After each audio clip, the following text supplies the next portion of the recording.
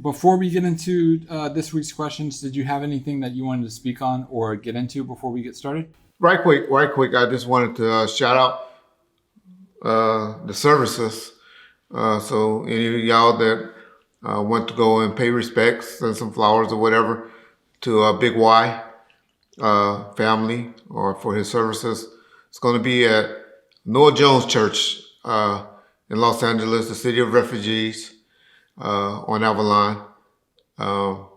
It's going to be on the 20th, Tuesday of June, for Big Y services. So any of you guys that want to go and attend and pay respect to Big Y, I hear the services is open to the public. So my boy Big Y, man. Other than that, my boy Sugar Booger and Tata and the Inglewood and the Crenshaw Mafia family and his family, respect and shout outs. Y'all need anything from Reggie Wright or first, Sugar Booger know how to get a hold to me, reach out. Other than that, let's get into it, Big John. Okay, so last segment of interviews, you spoke on Billy Garland, and there were only a couple of segments that were released at the time that we recorded that interview.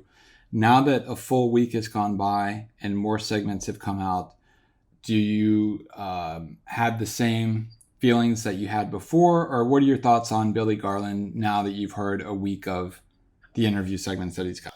Oh, might have been a little bit too hard on him, personally. Might have been a little bit too hard on him. So I can tell he's a genuine a man now that he's, a little older, in his 70s. You can see all of the, the charisma. You can see where Pac got a lot of his features and his charm from, because he seemed to be charming a lot of you guys over there.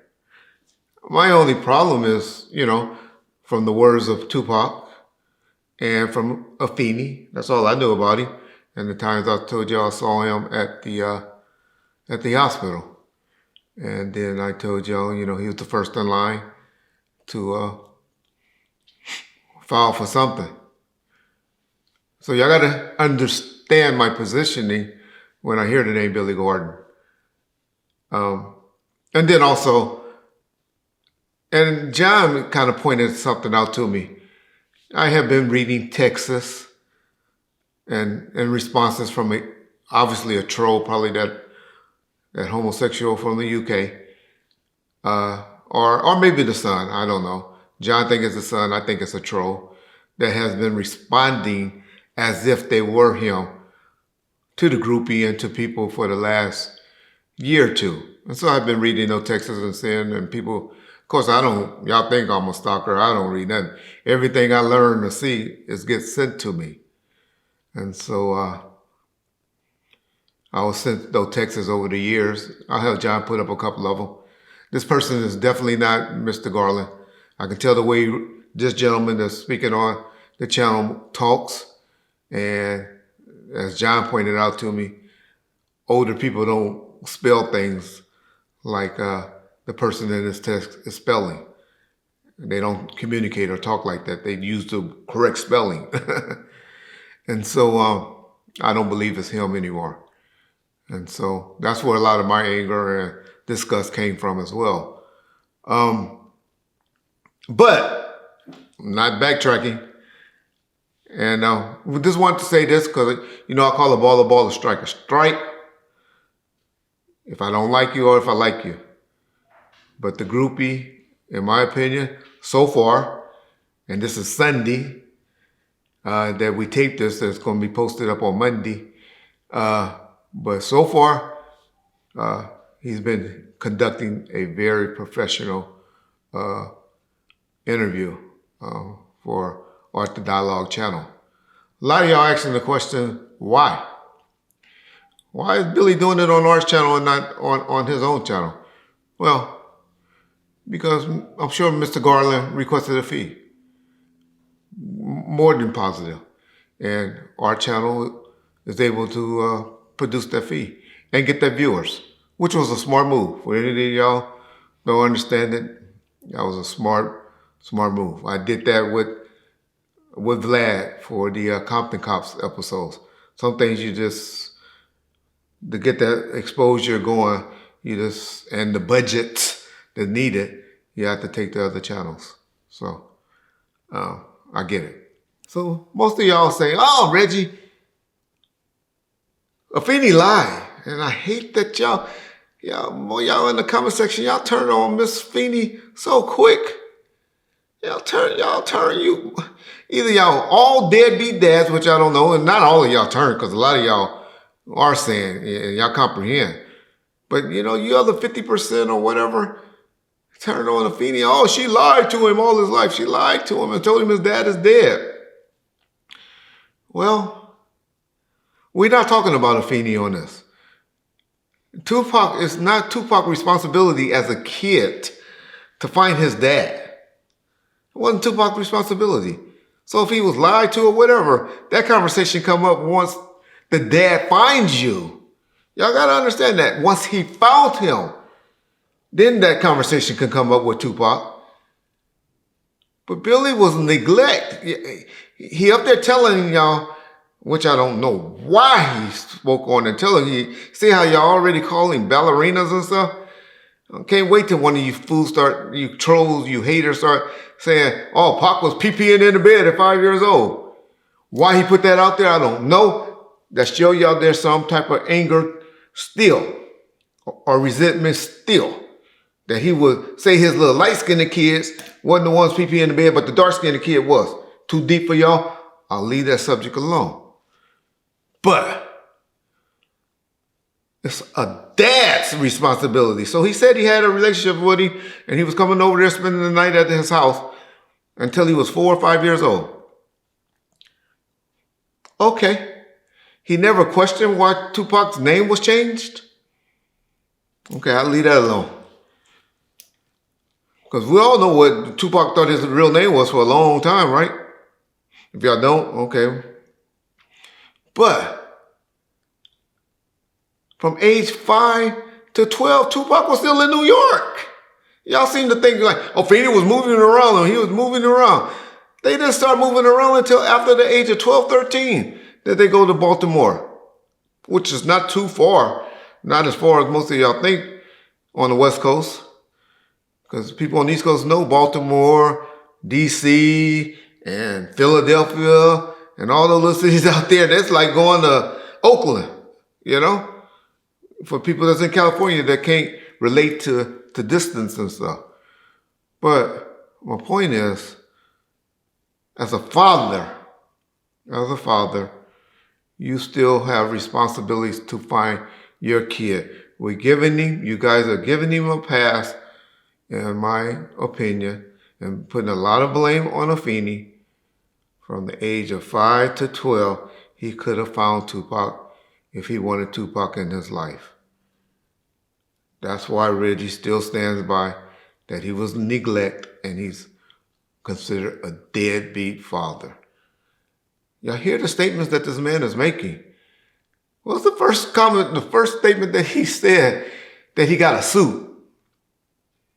He said, Afeni gave him a suit. That's all Afeni had at the time. She was still fighting for his rights and the money starting to be due. It took like a year or two for all of that to get settled for her to get some checks and stuff. But she was kind enough and said, here's a suit. Look what he said. I guess I could have sold it on eBay and make some money now. Why would you want to say, I got a fucking death row chain and plaques and stuff in there that y'all couldn't buy from me for nothing. Nothing. Because that's your legacy. That's that stuff. I got ties from my grandfather that's big and fat at the bottom that you couldn't get from me. I wouldn't sell you. So, but other than that, as far as the questions, coming off as a great interview, great information that's been put out there, but y'all still gotta take it with a grain of salt. Don't make this man a hero. Just make him as information. Use it as information. but doesn't appear to be a bad guy. But he was neglectful and wanting to be a part of his son's life. And so y'all learn from that. I know a lot of people think it's because mama stopped giving you pussy that it ain't, I don't want to be with her no more. I don't want to deal with the kids. So a lot of us that grew up like that. Not me, but a lot of my friends. Once daddy stopped fucking, then bye. That ain't cool. So all you niggas in the comments saying, baby mama's scandalous and all that, that's because y'all niggas just think mama stop fucking you. You don't get none of my money. That ain't how it work when you grow up.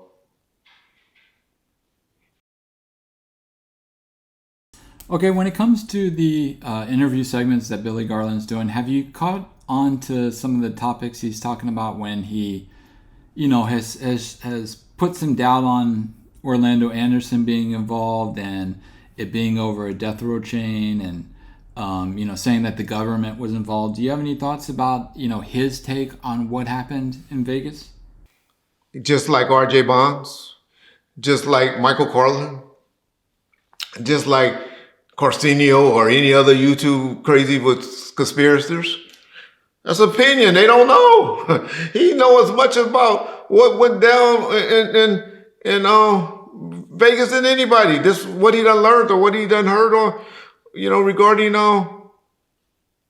anything. I heard him make statements that he was owed money and all of that. Oh, his attorneys did some accounting and all of that I don't know about. It's just people's opinions from what they done heard or what they believe.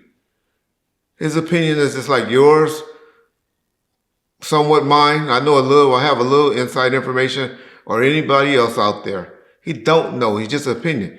But it doesn't surprise me. Y'all got to remember, this is an ex-Black Panther. They all hate the government.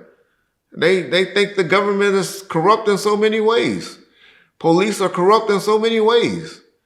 And so that's, I don't be surprised that he's going to go with the conspiracy. I'm glad he has confirmed a few things.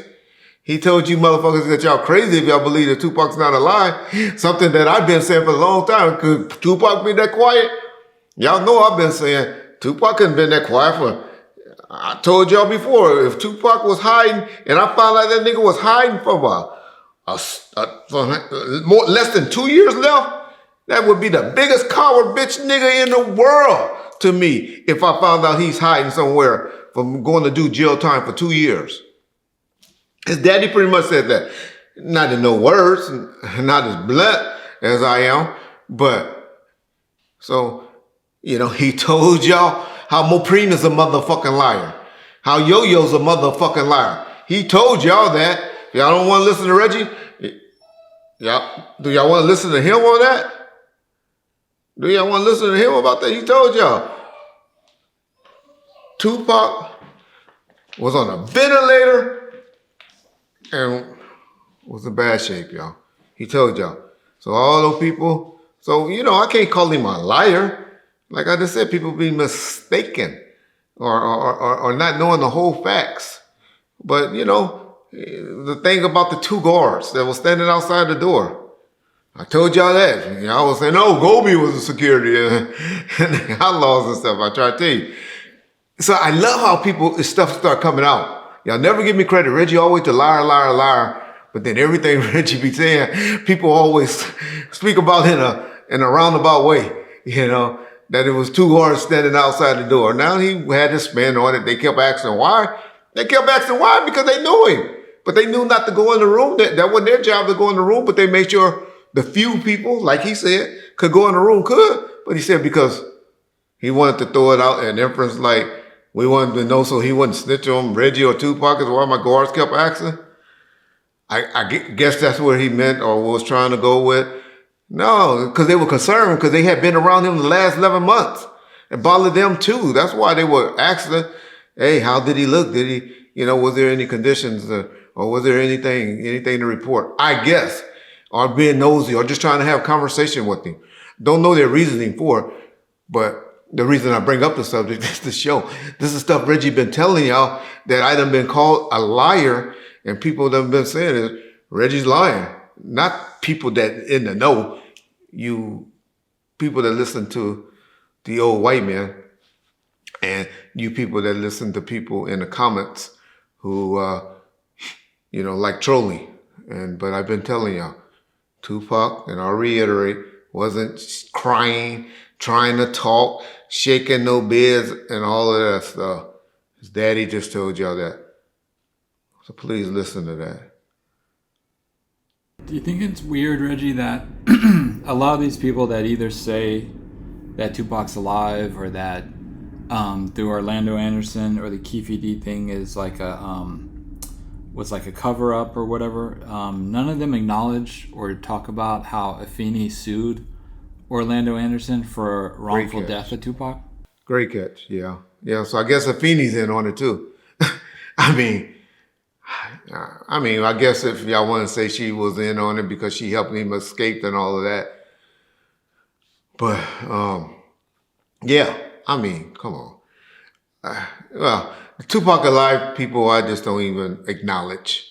The police and the Orlando and Keefe is a government plant and all of that bullshit. I respond to y'all because a lot of y'all believe shit like that. Tupac alive shit, that was Suge and all of them started that mill, putting that out there to sell records. Now, that's one thing they did, to sell records, to keep it going. He did make the statement and said, hey, Reg, we ain't gonna never speak on whether he's dead or alive. We won't talk about that because, or acknowledge that because just let him go, let him live on. Which obviously, y'all, was a great marketing. I keep telling y'all that man Suge Knight is a marketing genius. Why would you say that? Look what we're talking about 28 years later. Look what we talk about. Do we talk about Prince like this, y'all? Prince had a hell of a catalog. Do we talk about Michael Jackson do we talk about Big Pun like this?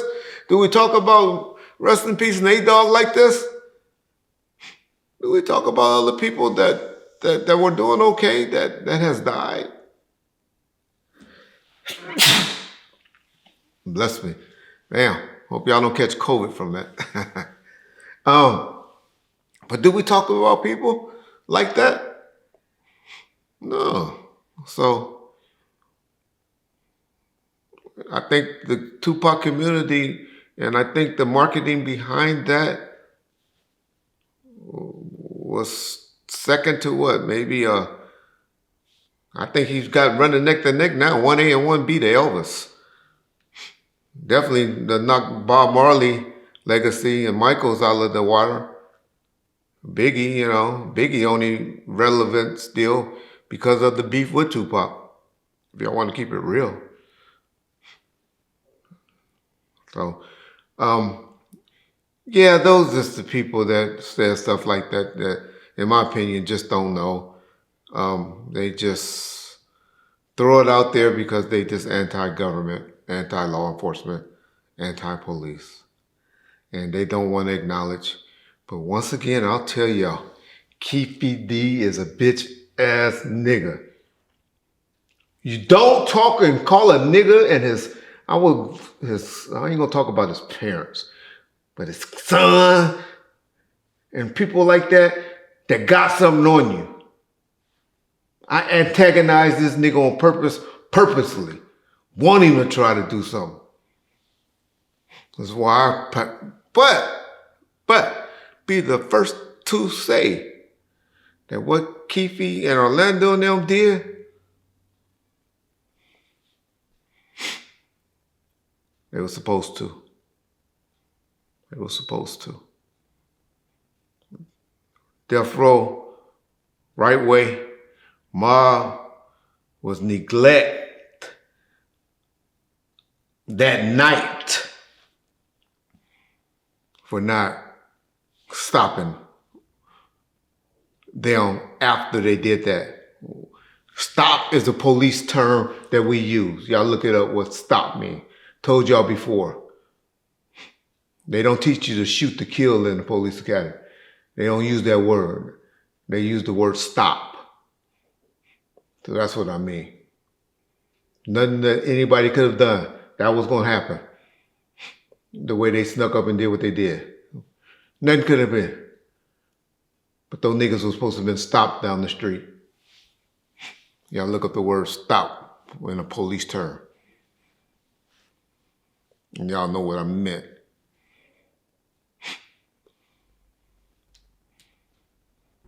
A video surfaced online that we're going to play. I want to get your thoughts on it. It is Snoop, Harry O, and David Kinner partying together. I wanted to get your thoughts on it.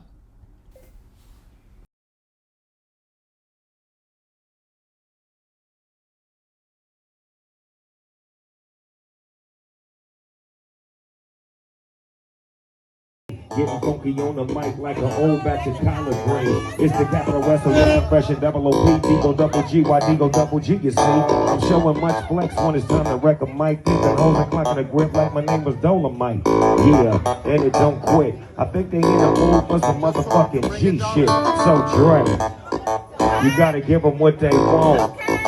You gotta break them off something. And it's gotta be bumping. Ha ha. Snakes, huh? Snake moves, huh? Been telling y'all, shit's bigger than he know, y'all.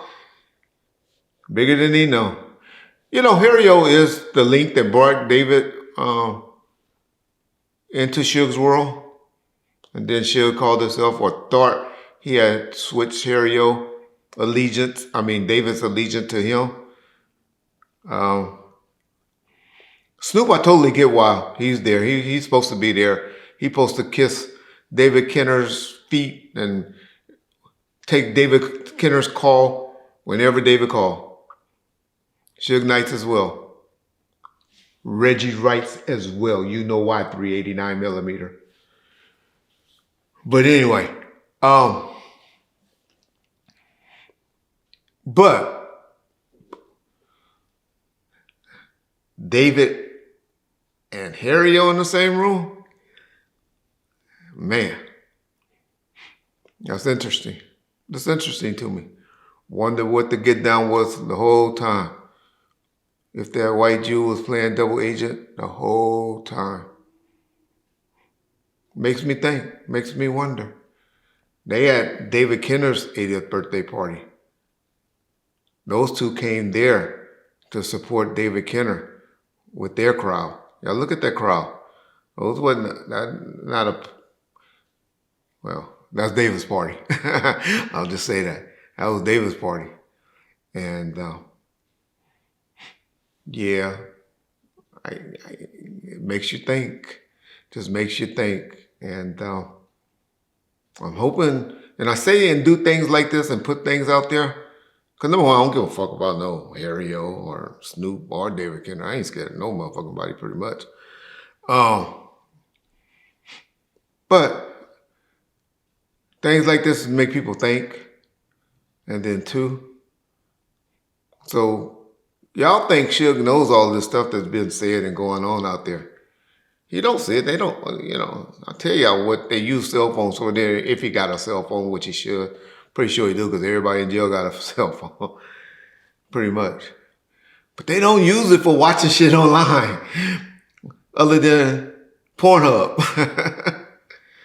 Other than that, that's all they use for that, and calling their women late at night or trying to get some money put on their books.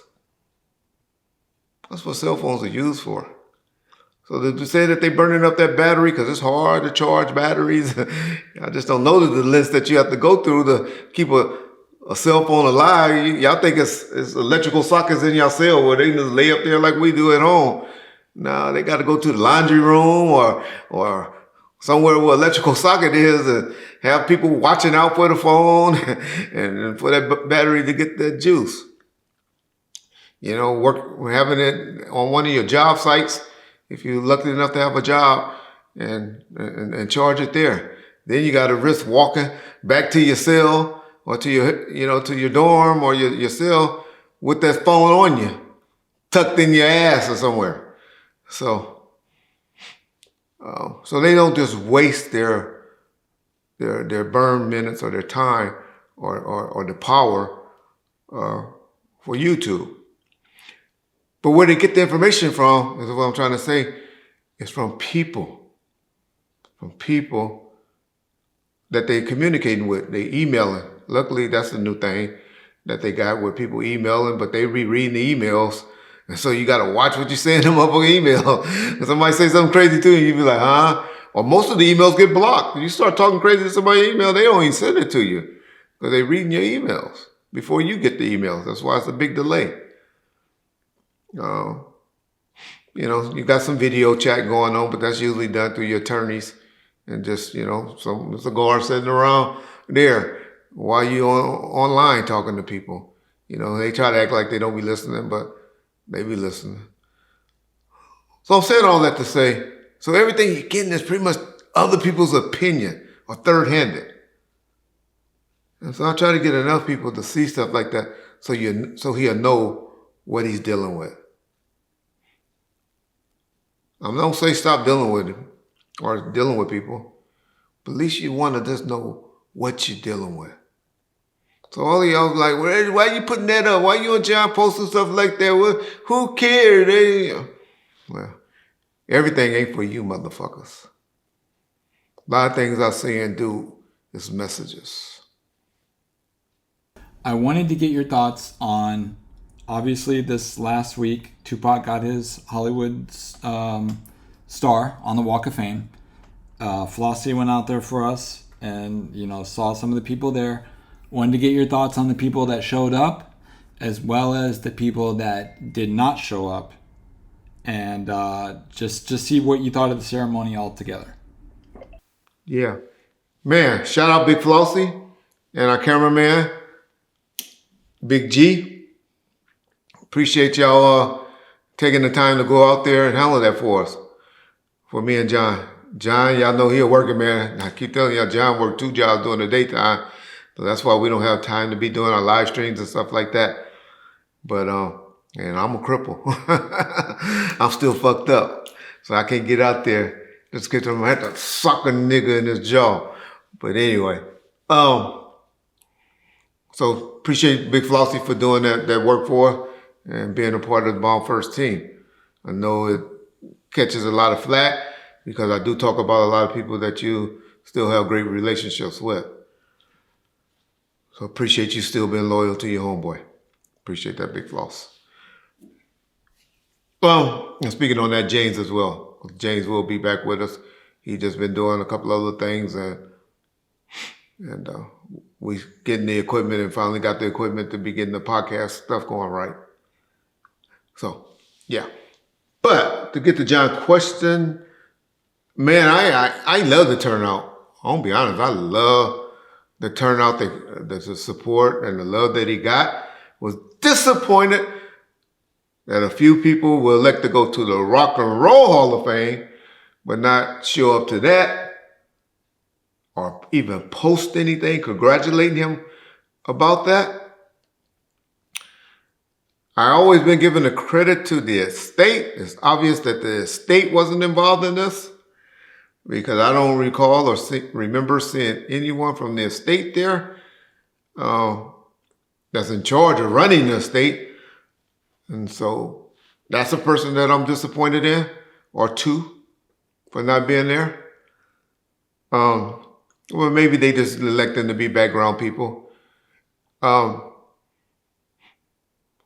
Snoop and Dre, I thought they should have been there. They weren't. I understand Dre. I totally understand Dre's position.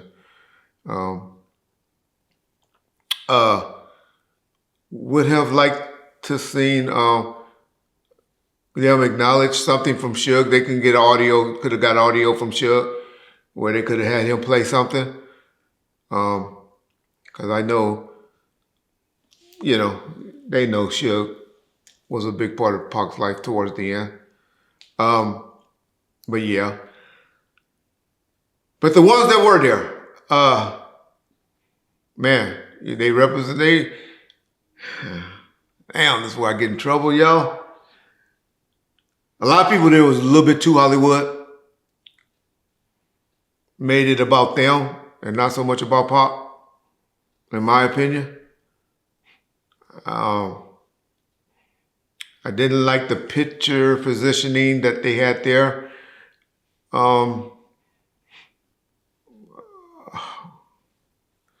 Seth looked good. She looked good. She looked good, and she represented. I love the way she speak, where she don't try to take too much shine, lay back, and so I like that. John, I don't ask you to play this video, so I won't have to explain it too much.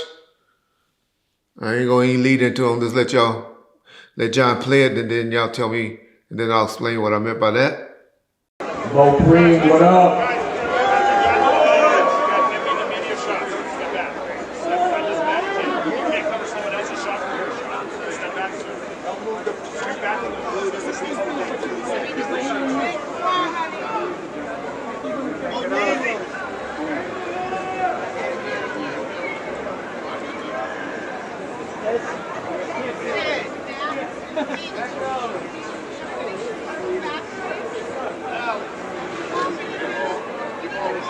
Sir, we can't see.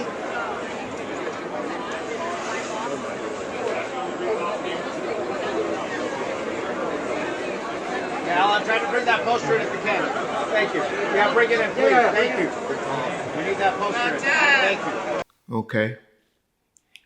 So y'all just viewed that video. A lot of people was like, what's wrong with Mo Preem? Does Mo Preem had a stroke? I even seen somebody post, is Mo Preem drunk? Like, damn. Mo Preem Mo Preem is down there blind, y'all. For those of y'all don't know it. And that's why he was looking like that. And that's why Seth was kind of guiding him in that video. I was glad to see that they had, I never known them. Well, I can't say either way because I didn't know their relationship. But I can tell the way she was cultivating him. That they have the same father. But she loves her brother. I was glad to see that. I seen a lot of affection sent his way by her. It was funny for me to see. Except I think she bad chick, boy. When I mean bad, I'm talking about she had two of her baby daddies standing right next to her. Well, I don't know, not baby daddies, but she had what's that boy Love name? John? Ray Love and Edie standing right there. For those of y'all know the situation, y'all know, y'all laugh. But I stayed on previous interview. I wish my girl, Yasmin, she wouldn't call herself my girl. That's just a term I use when I say my boy, my girl. But Yasmin, I would have liked to seen her there and represented somehow. But it was just a little bit too extras by a lot of people, in my opinion. But hey, Pac wasn't there, so I guess that maybe been a theme for other people to be celebrated more so than Pac. Since Pac wasn't there to celebrate it, he was looking down on it as a big party or a big celebration. So yeah, that was my opinion. Glad he got it. It looked good. I hear it's not too far from Nipsey's star. And so if y'all get a chance, please go out there, shoot pictures to us. That's gonna be the Bomb First community thing. If you go there, take a picture with the star, I promise you, John about to get mad. But we're gonna post it on something on Bomb First. Either the Bomb First, we're gonna do a collage one day and put them all together. But y'all email John at bombfirst@hotmail.com. And we're gonna make John do some work, y'all. We're going to make John post a picture of y'all with Tupac Shakur star and post it on our channel. So make sure y'all get those done for those of y'all who want to be associated as far as the community. Because like I said, Bomb First ain't just about me and John. It's John's, but it's also about the Bomb First community. As John call it, y'all know I call y'all family. Bomb First, peace. Okay. James is currently doing an interview over at Cam Capone. And, Cam kind of asked him, how is Suge able to control all these gang members and specifically all these Bloods that he has around him?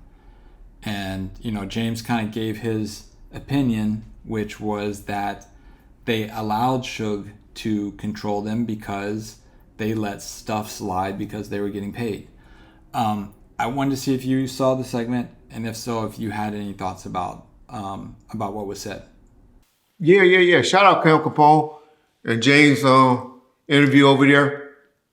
Appreciate you putting that up and reposting James and keeping him active and busy and getting his word over to your audience. So shout out. James. That's the problem with gang members. For some reason, when I be listening to them on YouTube and the people in the comment sections, people only think for some reason gang members are the toughest people around.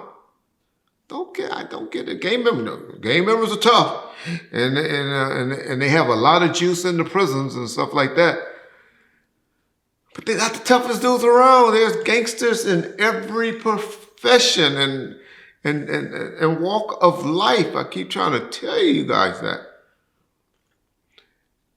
Suge Knight, Ronald Knight, and Donald Knight, I'm telling y'all, these niggas' names was ringing prior to Suge linking up and being with the Mob Piru dudes. Him, Big West, and dudes that he was associated and hanging out with in 88, 89, they were out there terrorizing people. Ron Brown, Daryl Henley, and all of them was Suge crews before really he started, around the same time with the Mob Piru dudes and all of them. Now, the Mob dudes have done a lot to keep Suge's reputation or his name from the early 90s and mid 90s to where it was. But, in that interview, James came across that we allowed him to do stuff and be and act the way he did and all of that. And I got a problem with that. And y'all know James is my boy, my homeboy. But I hate, and I even heard Billy Gordon in his interview say something like, Tupac was the leader and they were following him around because he was the money and everybody was leeching and all of that stuff off of him. That's not how to go. Death Row, and we were doing great. We didn't ride in no better limo, or my salary didn't go up. Well, it did because I had extra people working, but because of Tupac being the Death Row. So y'all get that, and Mr. Garland, you got to get that, be corrected on that. Death Row was doing okay. Prior to Tupac dying, Death Row hadn't gotten anything but an advanced, if anything, off of Tupac, because the money hadn't started rolling in yet. Now, after, from 98, 97, 99, 2000, a lot of money that was generated that kept Death Row afloat, but not prior to his death. I'll go back to say all of this to say, people got to stop thinking that Suge was the way he was because of the Mob Pirus and the gang members and all of that. Suge Knight mentality, ever since I have known him, was a jokester, but a bully, and wasn't scared to fight anyone. him and his two cousins named Ring and tore Linwood High School. They named Ring.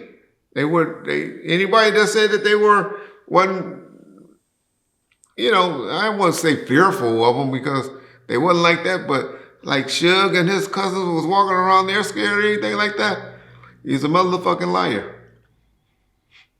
And it wasn't because of his relationship with the Mar Paru that Suge mentality was the way he was. Now, I know it's a channel out there that's saying he dropped his flag and all of that because of when he went to the yard and the prison and all of that. I don't know. I don't know the politics. I only know the federal system. Don't know about the state system. But I know how prisons are now, and everybody ain't gonna mingle with everybody. Snitches, PCs, and everybody is on the same yard pretty much. And they just watch over them a little more. But I don't buy all of that, that Suge is scary or this. Suge is a good size, athletic, know how to talk, and is a leader. And so people need to stop putting that gang member mentality is tougher than, because like y'all been saying on all of y'all interviews lately, because I listen to all y'all channels, only 25% of a gang, and I don't even think it's that high, but you guys say 25% is really with it. I done heard Gangster say it on his channel. I done heard Melly Mel, a couple of his guests say it. I done heard even my boy James say it. And from my experience, I know everybody ain't with it. And so stop putting that jacket on Suge like he wasn't with it and all of that just because he became rich and then was moving how he was moving. He had to be a little bit more smarter, is how I take it. And so, Suge wasn't no buster, y'all. Stop letting people say that. He did some stupid stuff, but being a buster one-on-one or whatever, I ain't gonna let y'all put that on Suge while he's not able to be out here and defend himself. Not happening on my watch. Okay. I wanted to ask you about this because it's a reoccurring thing that I see that it kind of bothers me because it's not being addressed correctly. So, Snoop always tells the story that Master P saved his life because he was going to put out a song called F Death Row, and that Master P convinced him not to do that. And, that helped him go down a better path. And, he went the no limit route and all that stuff. The part that troubles me about the statement is Snoop did put out that song. He put out I don't know if people remember this that were around, but in 1998, he put out a VHS tape called Smoke Fest Volume 1. And there was a lot of home camera footage of Snoop and them during the death row time. But I say all that to say he put out a soundtrack, a CD that came with the VHS, and that contained the song that he's talking about, where he says F Death Row, and that's on Don't Do the Crime If You Can't Do the Time. Is it weird that he always says that he credits Master P for helping him and having him not do this, but in reality he actually did it? Yeah. I'll just tell y'all, Snoop just be up there rewriting lyrics, and y'all know anything about marijuana smokers? They're very, very forgetful. They can't remember their lies or their stories. Marijuana make you forget things. And we all know he's been smoking marijuana / Primos, marijuana for a long time. And so Snoop says whatever he say to make it convenient to the audience that he's trying to pump up at the time. Him and Master P have a great relationship, which I respect. I mean, P from all accounts other than my boy, the king of the South, I ain't gonna say his name, y'all know who I'm talking about. I have never heard really too many people say bad things about Master P. And so when you got people out there that you really don't hear too much smut on, that's generally because they're not bad people. Dre, Dr. Dre, we don't hear too much. Nate Dogg, I'll go better. Y'all have ever heard me say anything bad about Nate Dogg? Have y'all? Very few. That's because Nate Dogg was a good dude. Wasn't a bad dude. And so I say that to say when you don't hear too much smut on people's names, it's usually because they're not bad people. I know I went off track. Well, I'll get back on track. But my thing is, man, it don't surprise me what Snoop says when he says it, because I know he's always trying to rewrite history to make that person sounds good, which is kind of commendable. I kind of want to know what a person really feel about me. Then I can deal with it. You can hate me, talk about me and everything. I wouldn't give a fuck. If I'm going to make some money with you or whatever, I'll still fuck with you. But at least I know how you feel. That's all I get mad. Don't tell me one thing and feel one way, and if you really feel another way. Just tell me how you feel, and we'll let the chips fall where they fall. Case in point, R.J. Bonds. Y'all know I hated R.J. Bonds. I was still willing and did interviews and let him come on our channel. Keefy D. Y'all know I can't stand that nigga, but I still fuck with him and talk about him and say the good things he did or the bad things. So I'm just saying that to say, for those of y'all say I'm lying about that, I gave you a couple of examples. But Snoop, it doesn't surprise me, to answer your question, but I'll tell you why he does it. Snoop is just trying to be a politician. He's just a great politician, trying to keep everybody at bay, which in old age is not that bad of a thing, I think. But Snoop did a lot of things. It was a lot of diss songs, and that's why a lot of things happened to Snoop. That did happen to Snoop. I mean, there's so many lyrics out there I could throw. The one I always laughed at was Big Old Will sitting in the cell telling tales. F you, Miss Knight and Suge Knight. I mean, it was all type of diss that we were hearing. And so that's what kept it going. And so we always get blamed because when Reggie and Suge was doing stuff to respond, we would go overboard where everybody else do subliminals.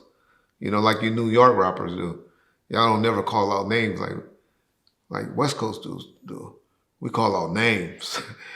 But y'all do that subliminal shit. But yeah, that's why Death Row and Suge Knight get the bad credit. But he said he was going to put out and sign with Mac 10 and do a Death Row and all of that. Now there's Master P. They all forget who their distributor was. Brian Turner. Brian Turner and Suge Knight had a great relationship. Great. Brian Turner knew Death Row Get Down. Anybody that was around Death Row that know about Death Row, any UX artists and all of that, yeah, I know why security started being hired up there. They hired police officers to start working up there after who brought about 10 niggas up there and ransacked their office. All right. But anyway, when Brian Turner got followed home because Death Row employees couldn't get paid, so trust me, those distributors wasn't playing. We knew how to push the buttons, and we wasn't scared to push the buttons because I was trained very well by Suge Knight. We talked earlier in the segment about Tupac's Hollywood Walk of Fame star, and the people that did show up or didn't show up, the people that posted and congratulated him, and then the people that didn't. One person that did post and congratulate him, and I wanted to get your thoughts on the way he chose to do this post, given the way Tupac passed away, was Daz. Did you see the post he did where he congratulated Tupac? Yeah. Man. Isn't that disrespectful, y'all? Why couldn't it just be neutral? Why couldn't it just been in black? Why couldn't it just been in green? Yeah, Dad's always doing that. You know, when you're trying to be a super Crip, because you're a buster from Oklahoma or wherever, you do stuff like that. Dudes that's really with it, you know, the big U's, the gangsters, the James, the Melly Mel. Y'all don't hear them really doing all that super Crip, super Pyru. The guys that ain't really with it or wasn't really with it, they the ones that do all of that super on Pyru, Crip stuff. Y'all just take that for a grain of salt when y'all see stuff like that. Just say, okay,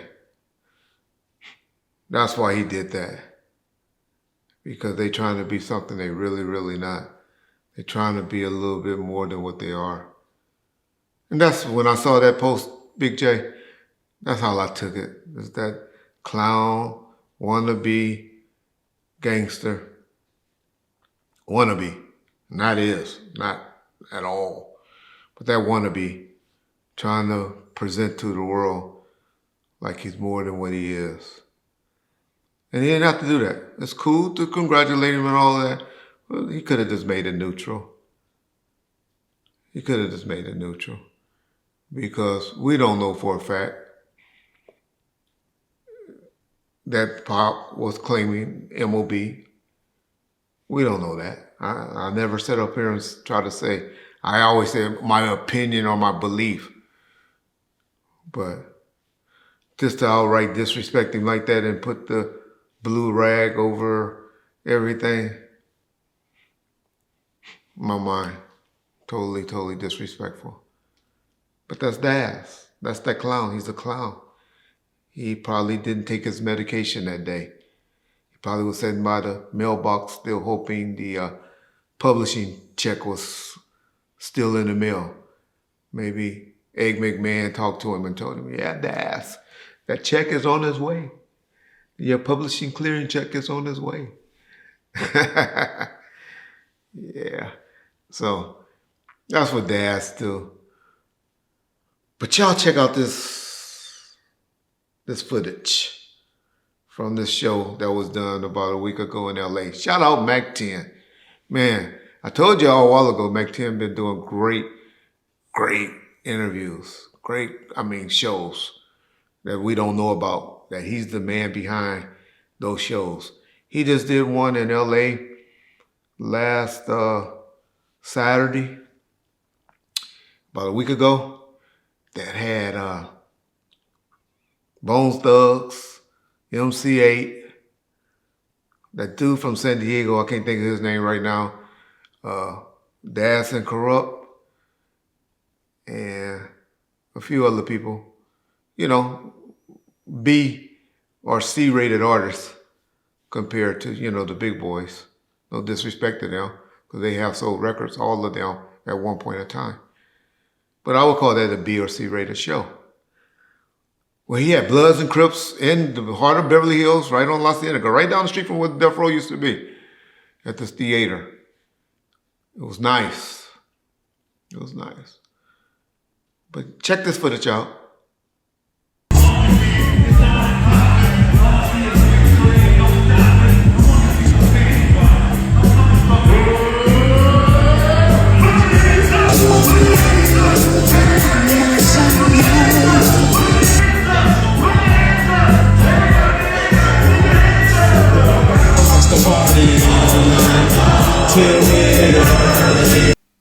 All I'm going to say is, y'all pray for that man. Pray for that man. Because he was either drugged up, got him out there looking like a mechanic. I mean, a mannequin. A mannequin. But y'all pray for Kurupt, man. Because he looked bad. He looked bad. Kurupt ain't going to be with us too much longer if he don't get some help real quick. Told y'all earlier in the video, I throw stuff and say stuff so people can get a message. Maybe he'll think about it. Because I really, really do like Kurupt. Really like Kurupt. Something happened to that man, I probably would bring a tear to me. No, y'all don't believe it, but I know how I feel. Yeah, shout out. Kurupt. Okay, I want to get your thoughts on something that I picked up on. I'm sure other people have picked up on it, but I wanted to get your insight about it. It seemed like near the end of the height of Death Row, so I guess the end of 96, that, and some people mentioned that Death Row was run like with mafia rules.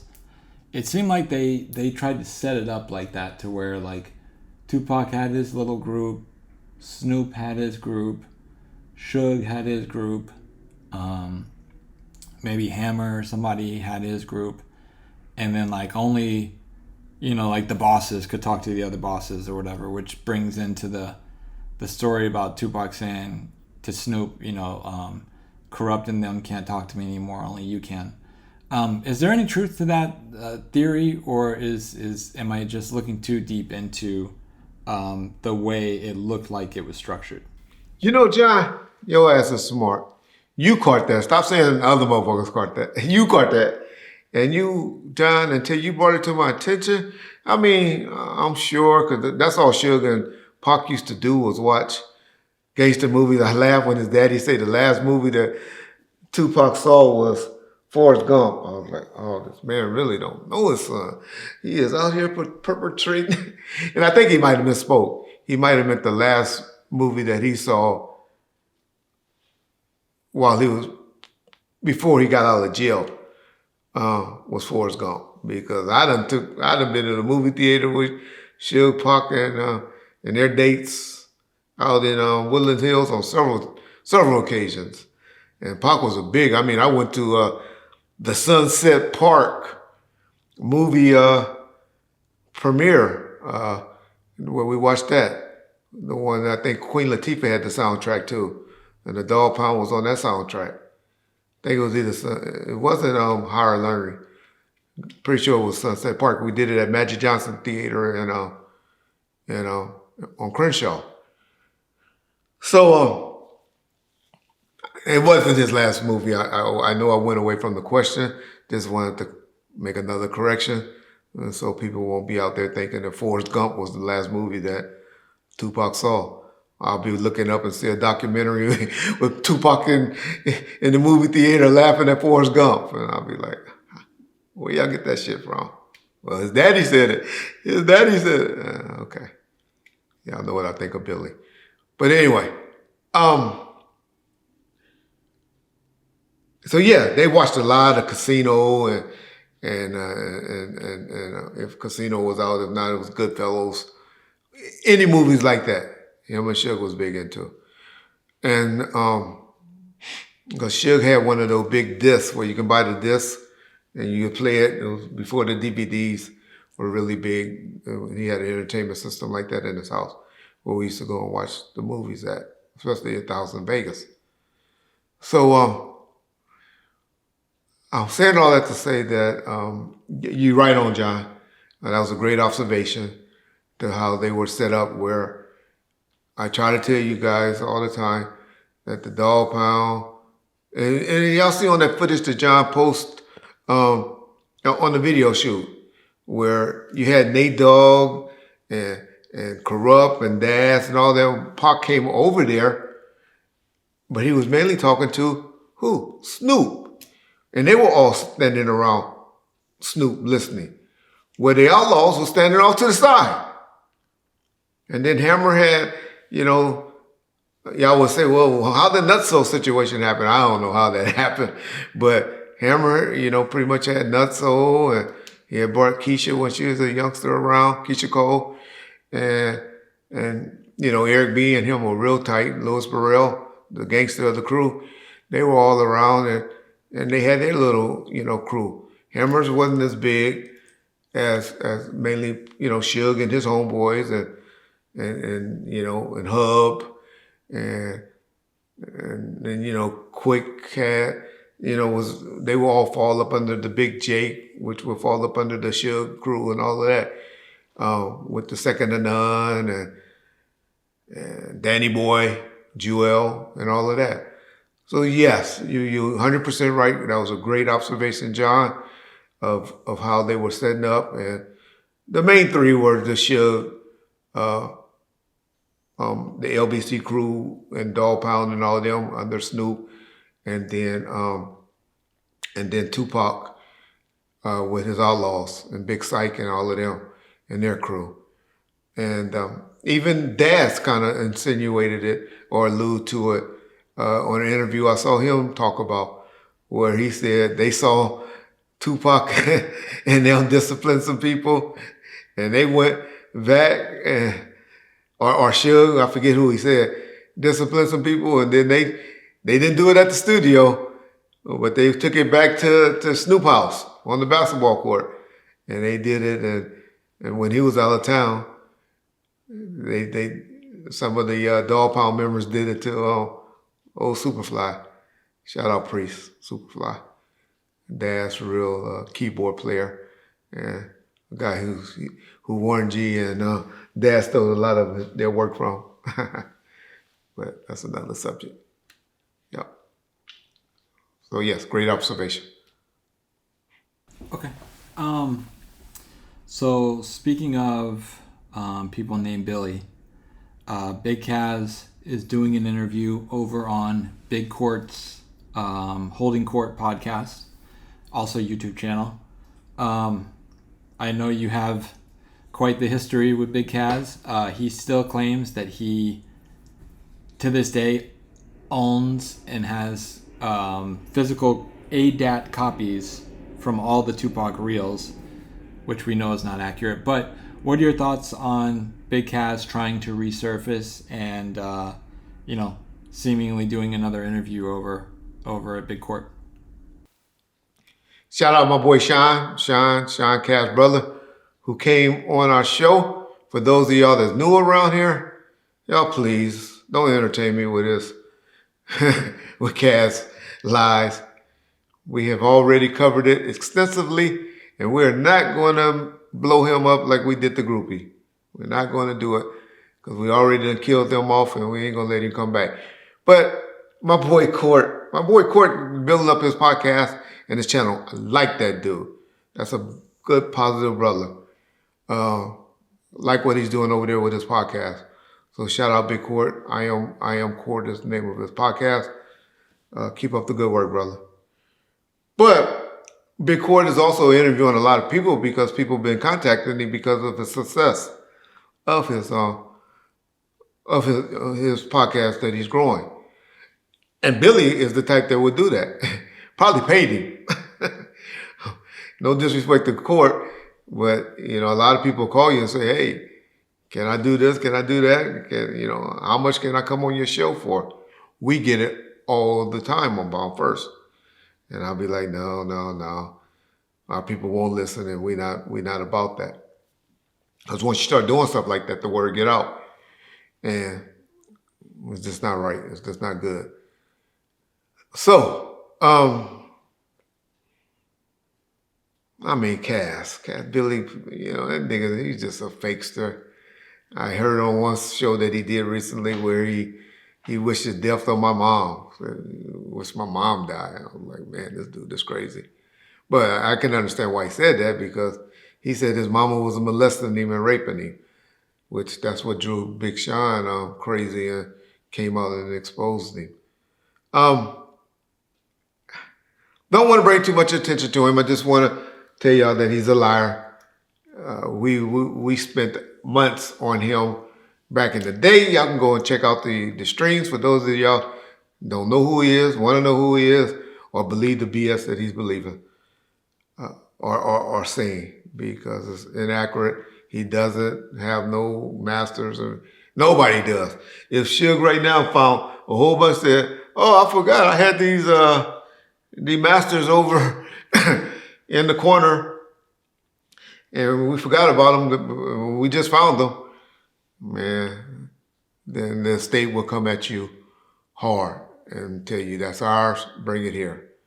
And so Billy just a liar. He tried to say a situation that I had to remind him, you don't want that situation, though.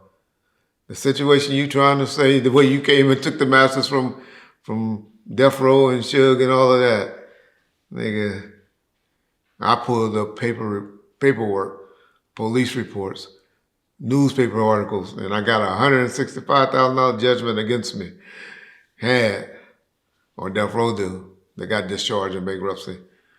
For that nigga getting his ass whooped.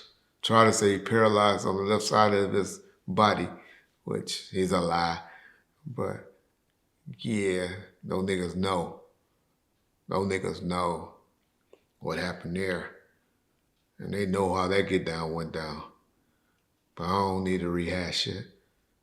It's in the papers. Y'all want to look it up. His name is Bowdy from 60 Crips. Bitch ass nigga Damon Thomas situation. So that's all I got to say about Billy boy. Billy, go and get some more plastic work done. Because you know the old white women love you. Because they believe in your lies. But hey, dawg, you ain't got to do all of that for them. They just like to take care of you.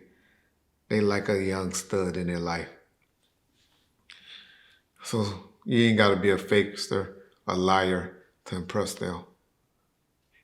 Cougars like youngsters. It's easy, you can have them if you can lay with them. Most people can't. It's niggas with low self-esteem like yourself that can. But keep prowling on them, Billy boy.